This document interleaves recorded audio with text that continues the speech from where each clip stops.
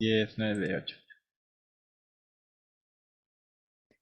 Hola, buenas tardes. Yo soy Alejandra María Ortiz Montiel y en esta ocasión les presentaré el libro perteneciente al tomo 8 de la colección del Colegio de Abogados Procesalistas Latinoamericanos, denominado Proporcionalidad y Razonabilidad Jurídica, escrito por Alonso Jaime Martínez Lascano y María Salomé Moreno Rodríguez.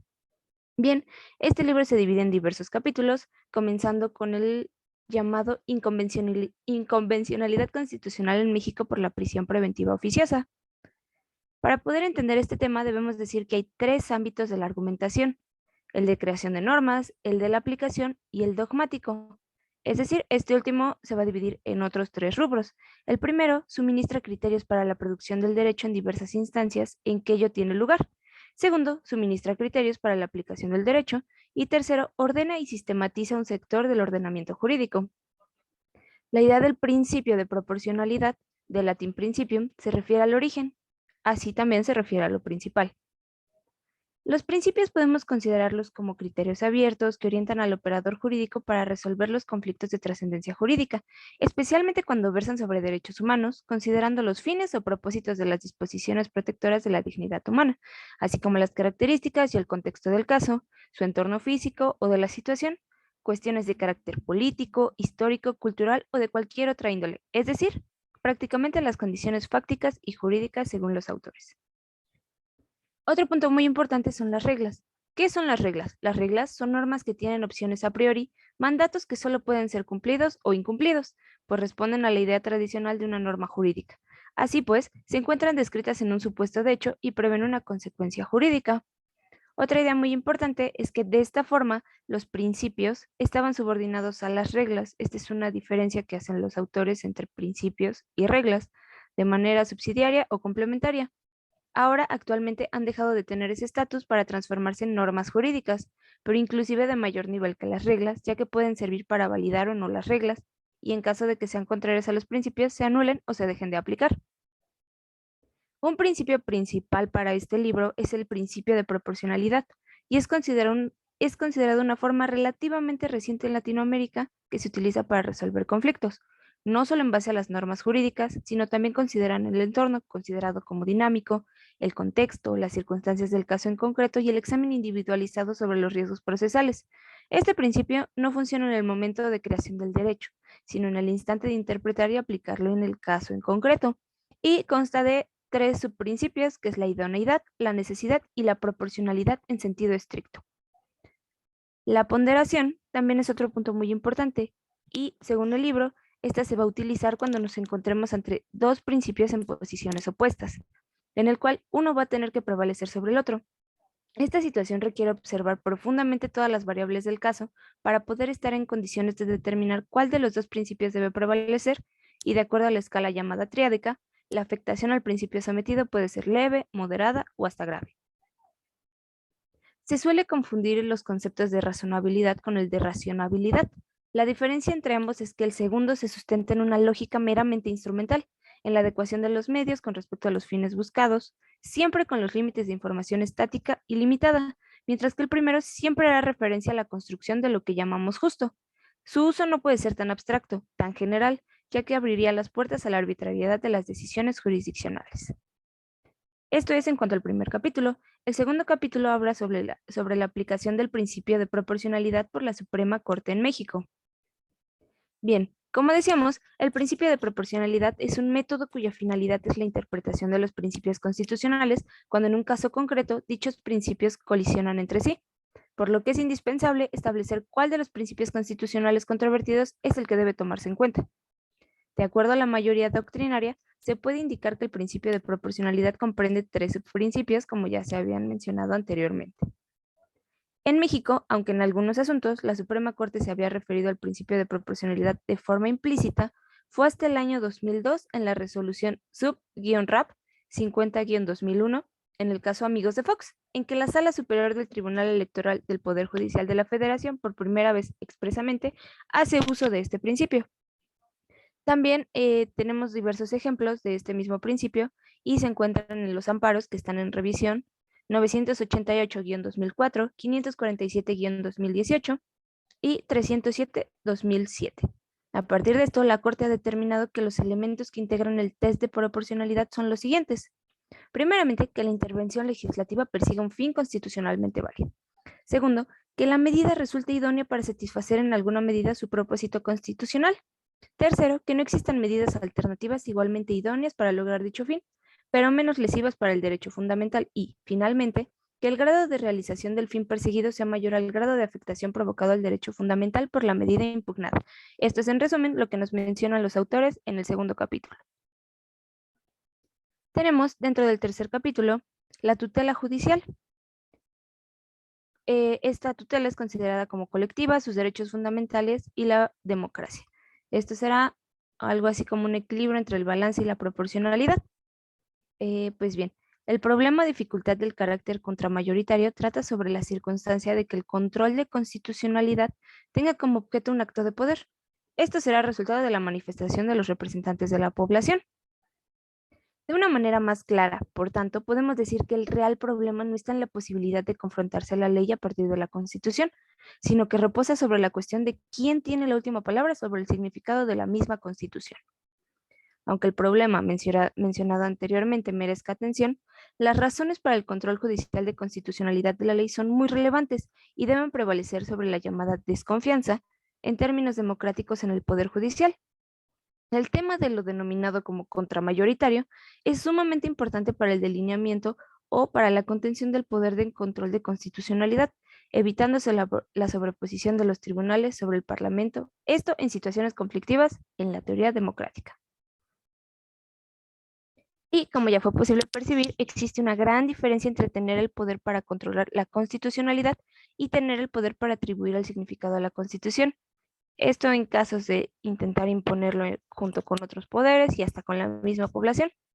Lo que se pretende dejar en claro en este capítulo es que determinados disensos integrados en las disputas sobre el significado y la armonización de los derechos fundamentales no deben ser definidos por el mismo Poder Judicial. Y ello no necesariamente porque el Poder Judicial no deba tener la última palabra sobre tales asuntos, sino porque estos deben ser discutidos y decididos por el pueblo y sus representantes, siempre y cuando sea conforme a las líneas dirigentes de la teoría democrática. Como conclusión, se podría suponer que un discurso que cuestione la supremacía judicial basada en los valores de la democracia sería inequívocamente contrario al control de la inconstitucionalidad por omisión o tutela insuficiente, aún más cuando ese control va todavía más allá de la declaración de omisión o insuficiencia para lograr imponer la forma o medios necesarios para la protección de un derecho fundamental. Resulta más que decir que el Poder Judicial no debería tener la última palabra sobre ninguno de los temas relacionados o que acabamos de mencionar. El siguiente capítulo versa sobre el principio de proporcionalidad en el derecho administrativo. Esto más que nada dentro de sus consideraciones generales. El papel crucial que los principios juegan en el derecho administrativo ha sido puesto en manifiesto por Santa María Pastor, y, teniendo en cuenta que los principios disponen de una mayor incidencia en los ordenamientos de menor trayectoria, no cabe ninguna duda de que, en la vertiente del derecho administrativo, de reciente desarrollo, eso si la comparamos con ramas como el derecho civil, los principios generales son el origen y la influencia clave del cuerpo legislativo que lo compone. Y así pues, es como han operado diversos límites para lograr que el derecho administrativo haga más bien que el funcionamiento de la administración pública se dirija a cumplir con su función esencial, prevista en el artículo 103 de la Constitución española. Esto es, el de servir con objetividad los intereses generales y actuar de acuerdo a los principios de eficacia, jerarquía, descentralización, desconcentración y coordinación. Esto conforme a la ley y de pleno derecho. Como ya se había mencionado, también existen más principios, como lo es el de equidad, el de buena fe, el de seguridad jurídica o el de proporcionalidad. Y estos son solo algunos principios que suponemos son del derecho, son principios generales del derecho y suponen igualmente diversos pilares básicos de la actividad de la administración, y no solo de la administración, sino de todo el ordenamiento en general. De hecho, no es difícil inferir la presencia de estos principios en todo el conjunto de nuestro sistema jurídico sin necesidad de encontrarlos específicamente citados. De lo expuesto, ya queda fuera de toda duda que el principio de proporcionalidad no solamente es un principio que da luz a la actividad legislativa y que orienta la actuación administrativa. Este principio es un derecho fundamental de los ciudadanos y como tal es exigible que la administración pública actúe con arreglo al mismo en todo momento. El siguiente capítulo habla acerca del consensualismo, proporcionalidad y administración pública.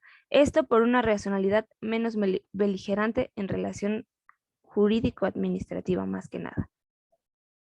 Pues bien, el consensualismo es un modelo de relación jurídico-administrativa que se presenta en la contemporaneidad como alternativa a una relación jurídica-administrativa verticalizada y unilateral además. Además, funge como reflejo del ambiente de crisis y una crítica del modelo de autoridad de base decimonónica que orientó las relaciones Estado-sociedad durante el siglo XX, es decir, no es tan nuevo como se pensaba. Hay ejemplos significativos en la legislación brasileña en cuanto a una postura consensual, negocial, especialmente si se considera el régimen jurídico contractual administrativo y el régimen sancionatorio administrativo. Y en este concepto es perceptible la asunción de un nuevo modelo partidario Estado-sociedad, sobre todo si se toman en cuenta los problemas de la realidad actual. La administración pública, entonces, está en transformación. Reflejos de la necesidad de esa reformulación ya están siendo sentidos en diferentes espacios jurídicos y las leyes de arbitraje bien demuestran esa realidad. Se trata de una realidad e interpretación público-privada en el derecho administrativo, pero esto en esfera general. El consensualismo entonces no se trata de un nuevo modo de gestión de la relación jurídico-administrativa, sino que también se trata de una resustancialización del propio Estado, que pasa a la condición de Estado cooperativo reencontrándose con la sociedad civil para la satisfacción de los derechos fundamentales. Se puede identificar entonces la lógica del consenso como una segunda vía de legitimación para la actuación estatal, es decir, una especie de interpenetración del Estado con la sociedad, con un espacio significativo para lograr una actuación administrativa más partidaria. Entonces, este sería el sentido que permite la afirmación de un principio de elección entre el derecho público y el derecho privado en las relaciones negociales administrativas. Después, se nos habla del principio de proporcionalidad y sus relaciones con la teoría de la ponderación y de interpretación constitucional. El derecho constitucional, como bien se sabe, ha cambiado o ha evolucionado mucho durante los últimos años y con ello la forma de comprender el derecho y sus posibilidades jurisdiccionales. En tiempos pasados el derecho que se articulaba en los procesos jurisdiccionales era a través de la ley entendida como el derecho positivo del Estado-nación, un derecho que se encontraba prácticamente divorciado de todo componente ético. Se pretendía en ese paradigma jurídico llegar a la verdad mediante la ley y el formalismo jurídico. Sin embargo, el derecho no puede escapar a las hondas transformaciones sociales en las que se ve inmersa la sociedad, sino todo lo contrario. El derecho tiene que estar en la conexión con las transformaciones y dar respuesta a estas, mediante un derecho acorde a la realidad del momento. En este sentido, el año 2011 es un año crucial para el derecho, sobre todo para el derecho mexicano, dada la reforma constitucional en materia de derechos humanos. Podemos considerarlo como un año de mudanza del Estado-nación al Estado constitucional que adopta un núcleo de normas directrices contenidas en principios y valores que demandan de instrumentos internacionales, obviamente en materia de derechos humanos, que además traen consigo la promesa de mejores expectativas de convivencia humana que se ancla en la justicia, que ha de dimanar de los derechos humanos, cabe destacar. La proporcionalidad tiene una sólida estructura argumentativa que no se encuentra necesariamente relacionada con el activismo judicial de las Cortes Constitucionales, pues según los autores, tenemos que tener presente que la aplicación de dicho principio opera solo ante casos concretos y particulares, ya que hay que recordar que la proporcionalidad jurídica implica la aplicación judicial de los derechos humanos. Todas estas nuevas posibilidades han logrado motivar un gran debate sobre la materia de derechos humanos a nivel mundial, debido a que está en juego, se considera que está en juego la restricción de los derechos humanos, que en caso de ser necesaria se encuentra vinculada expresamente a la limitación de los derechos humanos, siempre y cuando se encuentre sólidamente acreditada y justificada, siendo sin duda la forma más eficaz de establecer estas limitaciones. Y esto, por ende, le tocará establecerlo al juez constitucional. De ahí que se encuentran estos elementos fuertemente llamados para interactuar con este principio que es sumamente importante de una forma racional. Esto va a lograr que se pondere adecuadamente entre los derechos humanos y sus limitaciones, con el fin de que las decisiones mayoritarias sean las más adecuadas para una democracia constitucional. La interpretación, bueno, la función de la interpretación constitucional y la ponderación además corresponden al juez constitucional, como ya lo habíamos mencionado anteriormente, y que en una sociedad democrática consiste en ejercer una función correctora del sistema, en donde se buscan reducir obviamente las diferencias entre la sociedad y el derecho, así como proteger el funcionamiento de la democracia, buscando preservar siempre una estabilidad que acepte los cambios, pero con responsabilidad. Esto será para evitar situaciones anárquicas. Pues bien, finalmente podemos decir que en una realidad que en el contexto de la proporcionalidad, el positivismo jurídico está integrado por reglas que buscan una conducta definitiva y cuyo método de aplicación es la subsunción que se realiza de forma adecuada, obviamente cuando se cumplan las condiciones de realización, y en caso de que no se cumplan dichas condiciones, la regla no podrá ser aplicada. En estas condiciones, se puede ver que las reglas como presupuestos normativos de todo o nada tienen una estructura que no encuadra con la proporcionalidad que se busca en casos concretos y determinados. La restricción de los derechos fundamentales es por un criterio de necesidad que requiere de otros mecanismos de realización para que puedan verse dentro del derecho como una visión de ductilidad para poder hacer un buen test de proporcionalidad, siempre salvaguardando los subprincipios adscritos a dicho principio de necesidad, idoneidad y, por supuesto, de una correcta y adecuada razonabilidad en la restricción de derechos, lo cual consiste en el principio de proporcionalidad estricto. Y bueno, esto sería todo por mi parte. Muy buenas tardes, mi nombre es Silvia Angélica Cuevas Molina y yo voy a presentar el volumen 9, es decir, el libro titulado Control de convencionalidad, efecto expansivo de protección de derechos humanos.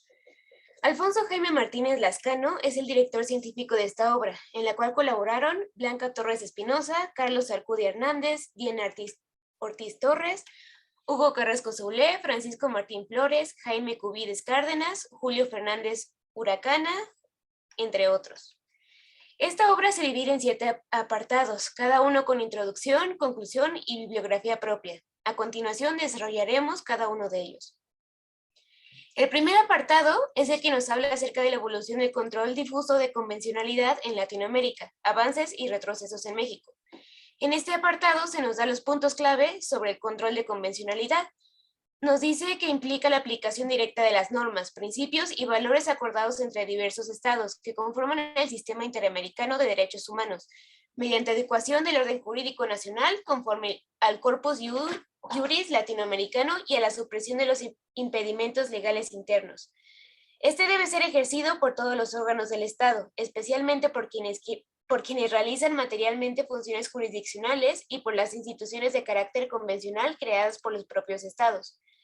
Nos dice también que es la herramienta sumamente eficaz para el respeto, la garantía y la efectivización de los derechos descritos por la Convención Americana de Derechos Humanos.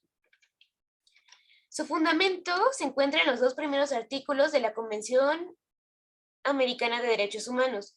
Estos son la base del control difuso de convencionalidad, debido a que el artículo primero obliga a los estados, parte del sistema interamericano de derechos humanos, a respetar los derechos y libertades que prevé la misma convención, es decir, amplía el catálogo de humanos para los estados parte.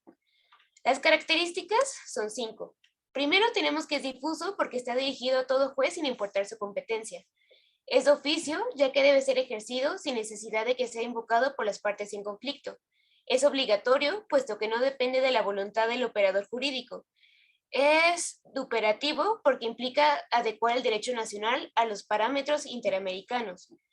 Y también tenemos que el principio de efecto útil implica eliminar toda disposición o práctica que merme la protección convencional a los derechos humanos. Nos dice también este apartado que el bloque de constitucionalidad implica tanto la Constitución como las convenciones, como jurisprudencia nacional y la jurisprudencia convencional de todos los estados que sean parte. La evolución en América Latina de control difuso de convencionalidad pretende transformar a los jueces de todos los estados parte en los primeros guardianes de las normas convencionales de protección de derechos humanos, y es la única forma ante las precarias posibilidades de que los problemas lleguen a solventarse ante la Corte Interamericana de Derechos Humanos. El siguiente apartado nos habla de los parámetros de protección convencional en caso de custodia familiar. Los parámetros convencionales en casos de custodia familiar se han construido a través de la resolución de casos ante la Corte Interamericana de Derechos Humanos. Esta tutela de la que se nos habla originalmente es ostentada por sus progenitores de los menores. Sin embargo, hay situaciones en las que se puede ser ejercida por personas distintas a los vínculos familiares, generalmente porque hay un quebranto en la familia. Los instrumentos internacionales a tener en consideración en este tema es la Convención sobre los Derechos del Niño, que nos dice que no hay causa que merezca más alta prioridad que la protección y el desarrollo del niño, de quienes dependen la supervivencia, la estabilidad y el progreso de todas las naciones, y de hecho de la civilización humana. También tenemos las reglas de Beijing, que son las reglas mínimas de las Naciones Unidas para la Administración de la Justicia de Menores, adoptadas por la Asamblea General en su resolución 4030. Esto el 28 de noviembre de 1985. Los derechos del niño más importante a resaltar son el acceso a la justicia, el derecho a ser escuchado y participar, el derecho a una medida provisional efectiva, el derecho a la menor separación de la familia y el derecho a la protección de la familia. La guarda es una facultad que tiene la característica de ser de orden público e interés social, ya que los menores son el grupo más vulnerable y su protección es una tarea fundamental para el Estado, y siempre debe prevalecer que los menores puedan gozar de este máximo principio de convivir con ambos padres, puesto que esto potencializa su desarrollo y su seguridad personal.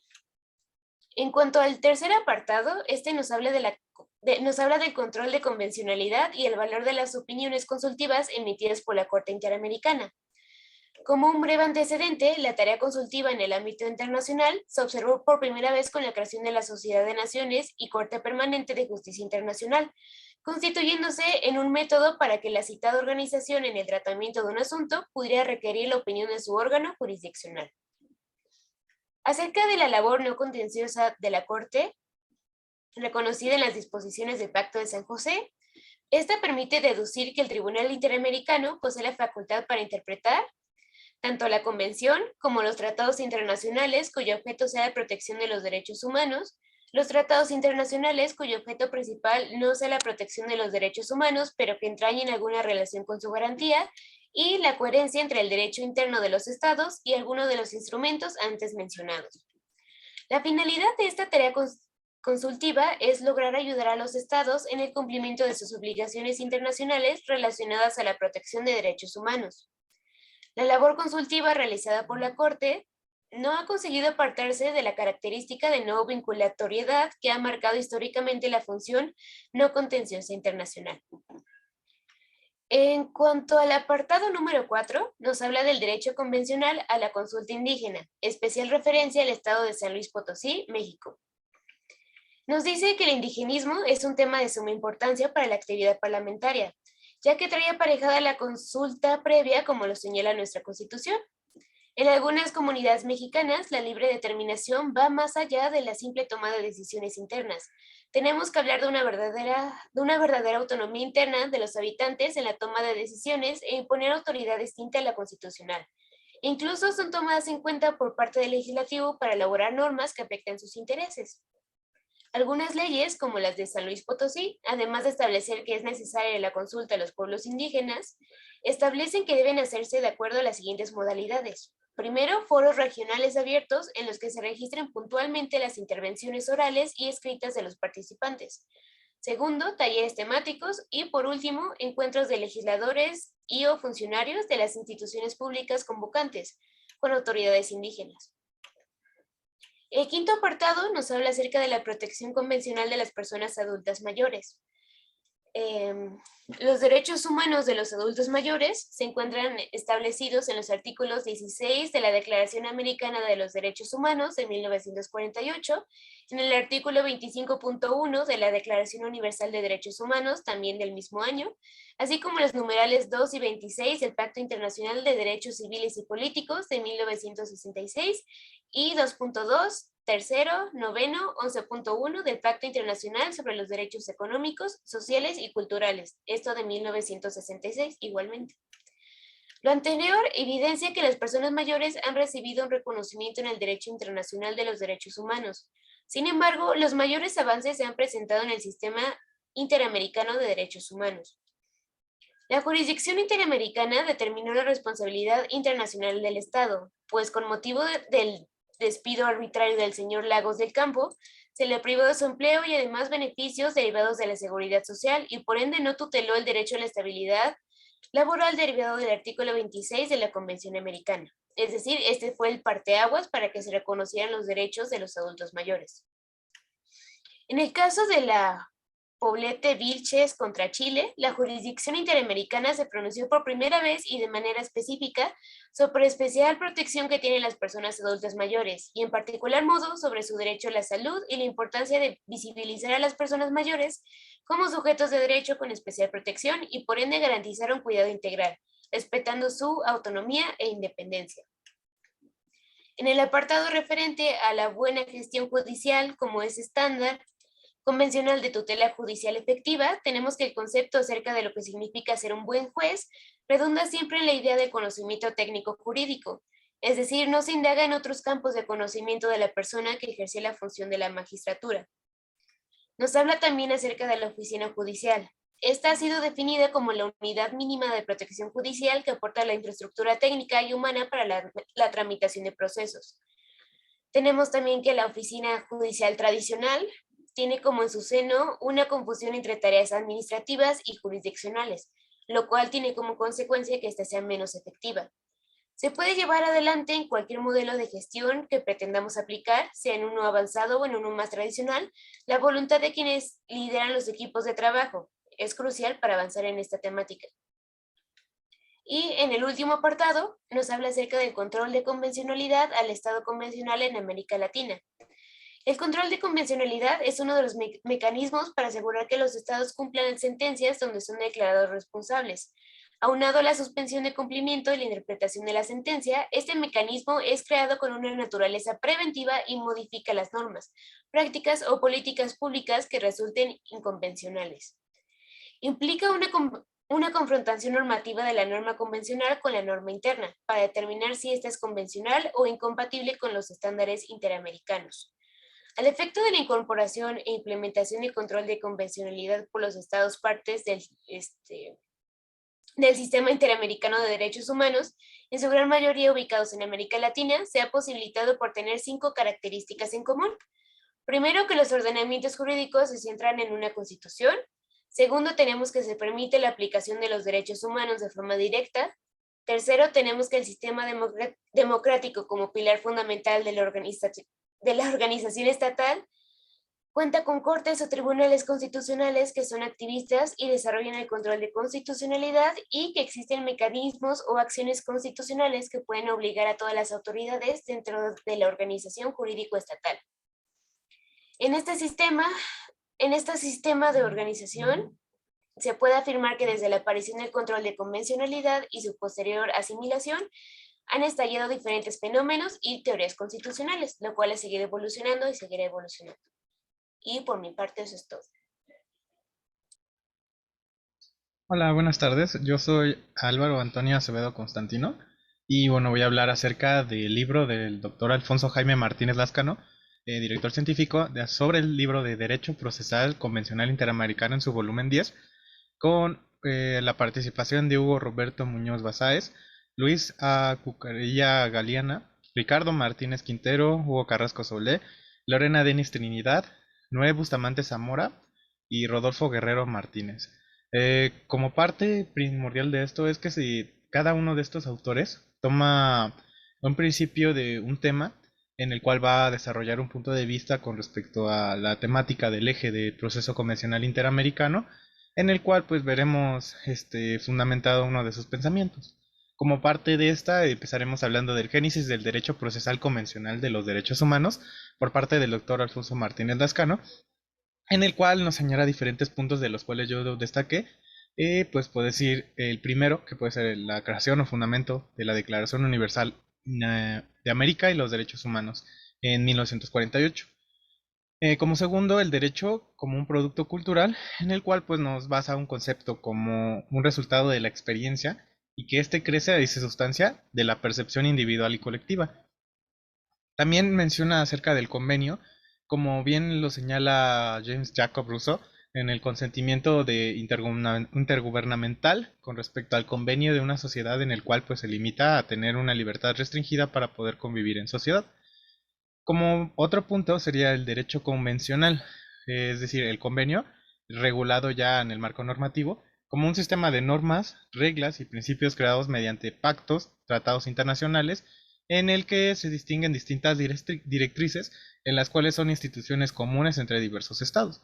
El derecho sustantivo convencional es lo que convierte en una praxis judicial, lo que evoluciona y se transforme con un servicio eficaz de impartición de justicia, que, bueno, esto van adaptando dependiendo al sistema jurídico en el cual pertenezcan. El derecho sustantivo convencional de los derechos humanos es un derecho convencional sustantivo que regula las relaciones entre estados parte, es decir, no todos forman parte de ese conjunto, sino nada más de los que están vinculados, en los cuales actúa a través de sus agentes y personas que indican a un colectivo que se encuentra bajo su jurisdicción y que no crea vínculos de exigencia recíproca entre estados, es decir, no se obligan unos a otros a decir que van a ser su marco normativo. Y esto le da una validez en el aspecto interno y también al externo, teniendo como propósito consolidar un régimen de libertad personal y de justicia social, fundado respecto a los derechos esenciales del hombre, en los cuales pues ya tenemos como el derecho a reconocimiento a la personalidad jurídica, derecho a la vida, derecho a la integridad personal, prohibición de la esclavitud y servidumbre, derechos de libertad de personas, garantías judiciales, entre otras más, como ya lo mencionaron anteriormente, con el principio de legalidad, de retroactividad, de derecho a la indemnización y honra, dignidad, fueron producto base del derecho sustantivo convencional de los derechos humanos. En ese apartado también menciona que el bloque de constitucionalidad, el cual pues implica identificar todas las normas, principios y reglas, valores y con esta forma expresar cómo se establece en la Constitución escrita y son materialmente constitucionales. Es decir, en el apartado de cada estado tiene un bloque constitucional en el cual señala cuál es la relación que tiene el derecho sustantivo convencional con este bloque.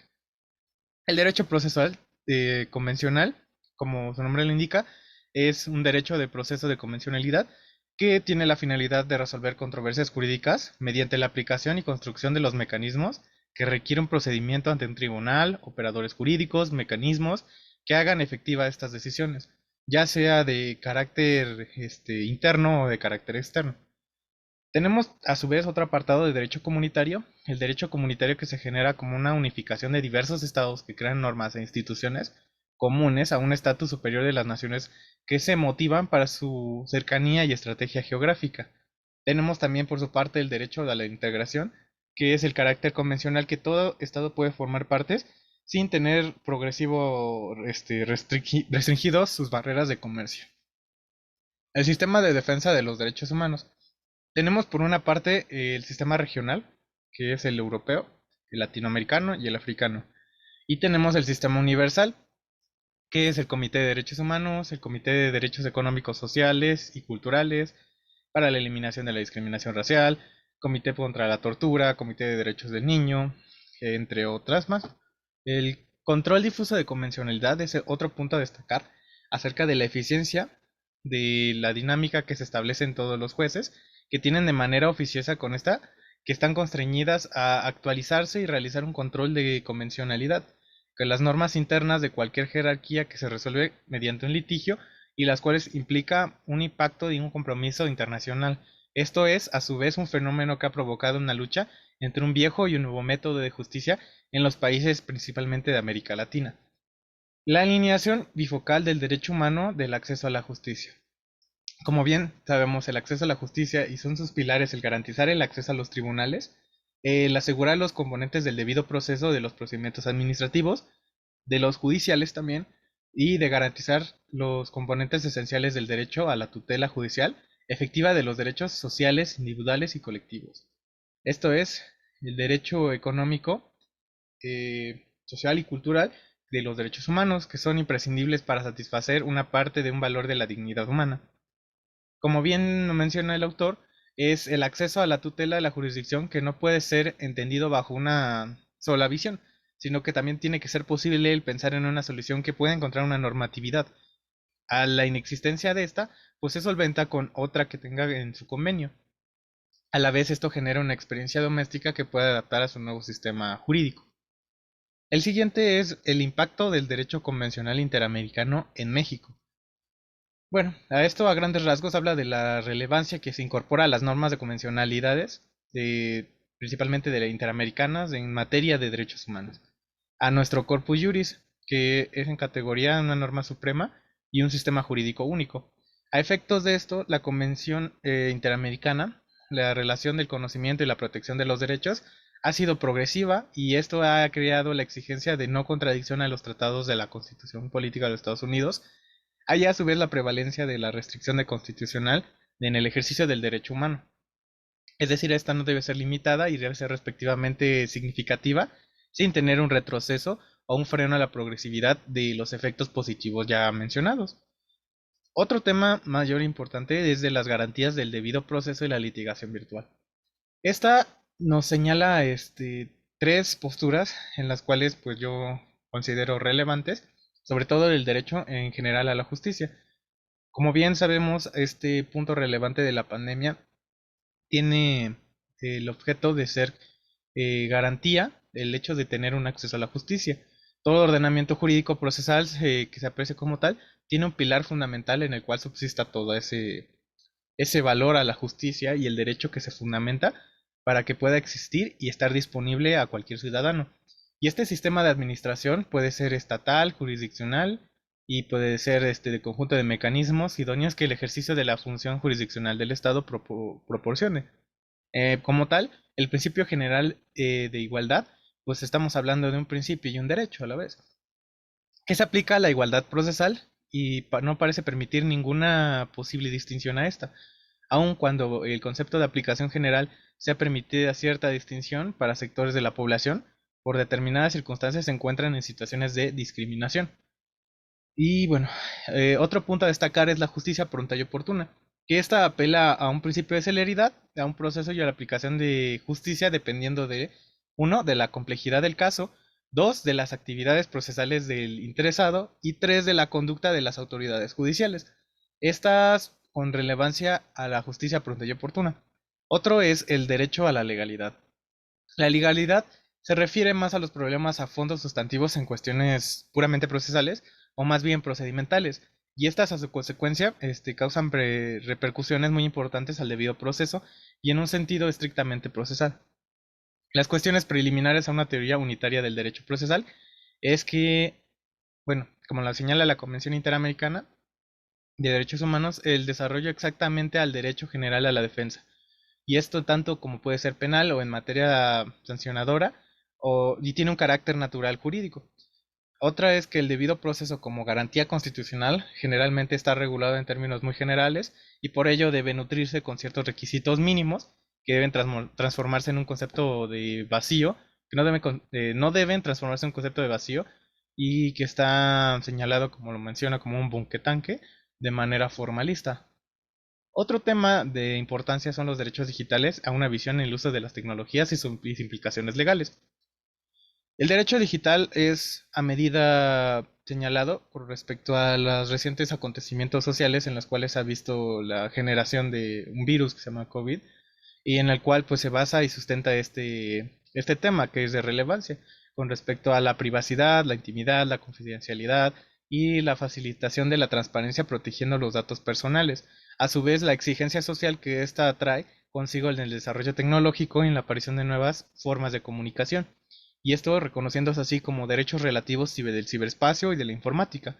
Entre las ventajas que tiene esto puede ser múltiples, entre las plataformas de teleconferencia como la que estamos usando ahora, y en la representación de las demandas, de acuerdos, de audiencias, para resolver de una manera extrajudicial los medios y métodos de resolución que puede ser a vía online. Otro tema importante es el derecho convencional de los lineamientos y principios que deben observarse en la aplicación del ámbito familiar. Los primeros que debe ser considerando el operador jurídico, el que pueda aplicar el control de convencionalidad, no es de carácter optativo, sino que es una obligación. Y esto está cada vez en la autoridad, no solo en una vinculada, sino en el derecho interno, sino que además el derecho internacional de los derechos humanos, y esto por ende se deja de ser operadores jurídicos por una provincia o un distrito judicial para transformarse en una autoridad internacional. Tenemos entonces en el ámbito de las competencias que un juez federal va a tener una convencionalidad que aplica en toda convencionalidad y por tanto en constitucionalidad puede declarar inconstitucional una norma y desaplicarla. En cuanto a los jueces de locales pueden aplicar o cualquier otra autoridad puede aplicar la convencionalidad, pero solo pueden desaplicar la norma que consideren inconstitucional y no están facultados como para desaplicarla. Bueno, último tema y el de mayor relevancia que encuentro es convencionalidad y empoderamiento de la mujer. Como bien es sabido, la participación ciudadana y de justicia y de protección contra la violencia de género no es un tema nuevo en el cual pueda hacerme referencia sobre otros antecedentes que no haya sido como el que se haya reconocido recientemente en los derechos humanos. Como puede apreciarse, son tres formas de participación ciudadana en la cual la justicia puede contemplarse en los tribunales consuetudinarios y tradicionales y el jurado y acción popular en materia de discriminación. Asociaciones y legitimación activa para ejercitar acciones de publicidad discriminatoria por género. Y pueden solicitarse al anunciante la cesación de rectificación. Uno, la Delegación Especial de Gobierno como Violencia sobre la Mujer. Dos, el Instituto de la Mujer es su equivalencia en el ámbito autónomo. Tres, las asociaciones legalmente constituidas que tengan como objeto la defensa de los intereses de las mujeres y que no excluya como asociación a personas jurídicas como en el ámbito del lucro. Tres, cuarto, perdón, los titulares de un derecho o interés legítimo. Y por último, la necesidad de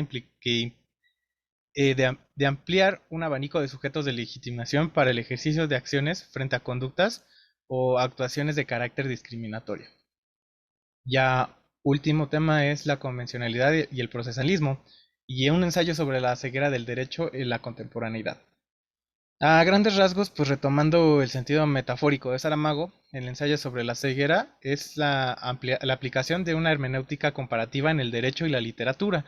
Esto conlleva necesariamente descubrir cómo el carácter supranacional del derecho pone al descubierto la inseguridad jurídica que reportan los estados, que quizás obedeciendo más a lo político los principios de la justicia concertada, son paz para el interés que asegura un cumplimiento de las tareas con la vía de producción de sentencias o de decisiones, lo cual deviene de una costa del estropeador, por llamarlo así, de una convencionalidad llegando a un extremo de negación de la misma Constitución, así contemplándola como en Colombia, con la doble finalidad o la doble conformidad de apelación en contra de las sentencias únicas instanciales, que por la omnipotencia de la jerarquía, el argumento del que es suyo es vestuoso y por ende de Oriente pues se ve más dañado a la producción que se compromete a la sociedad y el derecho termina siendo por mayormente grave. Y bueno, pues con esto yo finalizo mi parte y bueno, muchas gracias.